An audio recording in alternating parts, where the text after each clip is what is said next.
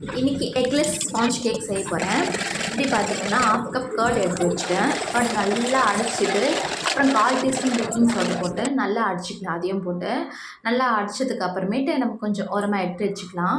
இந்த கர்ட் பார்த்திங்கன்னா நான் முன்னா நாள் நைட்டே கொஞ்சமாக லெமன் ஊற்றி நானே வீட்டில் செஞ்ச தயிர் தான் இது. பாருங்கள் எப்படி வருது, நல்லா நுர பொங்கி வரணும். அது ஒரு ஓரமாக வச்சுக்கலாம், அது ரெடி ஆகட்டும்.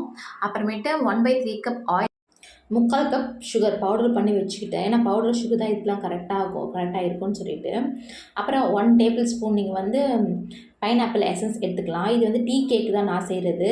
அதனால் பைனாப்பிள் எசன்ஸ் ஊற்றிட்டு கொஞ்சமாக அட்ஜஸ்ட் பண்ணிக்கிறதுக்காக வாட்டர் சேர்த்துருக்கேன். நீங்கள் மில்க் கூட சேர்த்துக்கலாம். இப்போ 1 கப் மைதா மாவு நான் எடுத்துருக்கேன். 1 கப் மைதா மாவு கொஞ்சம் கொஞ்சமாக ஜலிச்சு ஸ்லோவாக மிக்ஸ் பண்ணிக்கலாம். ஸ்லோவாக மிக்ஸ் பண்ணி எடுத்துக்கலாம். கொஞ்சம் கொஞ்சமாக சேர்த்து ஸ்லோவாக இந்த மாதிரி மிக்ஸ் பண்ணிக்கிறேன்.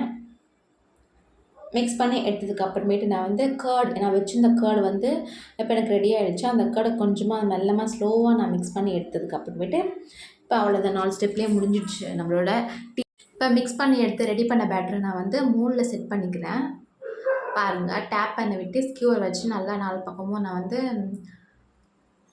ஈவன் பண்ணி வச்சுக்கிறேன். 30 மினிட்ஸ் தான் வச்சேன். 30 மினிட்ஸ் வச்சு எடுத்ததுக்கு அப்புறமேட்டு எனக்கு என்னோடய டீ கேக் ரெடி ஆகிடுச்சு. அது வந்து தயிர் வச்சு தான் செஞ்சேன். சூப்பராக இருந்துச்சு. டேஸ்ட் வைஸ் செம்ம டேஸ்ட்டாக இருந்துச்சு. கட் பண்ணி காட்டுறேன் பாருங்கள் எப்படி இருக்குன்னு சொல்லிட்டு.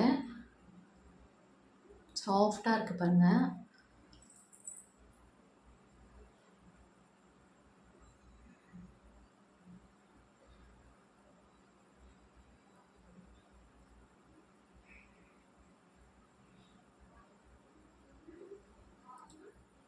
கர்ட் கேக் பாருங்கள், டீ கேக். நான் எங்கள் வீட்டில் இன்றைக்கி வந்து செவ்வாய்க்கிழமை நான்வெஜ் சாப்பிட மாட்டாங்கன்னு சொல்லிட்டு இதை செஞ்சேன்.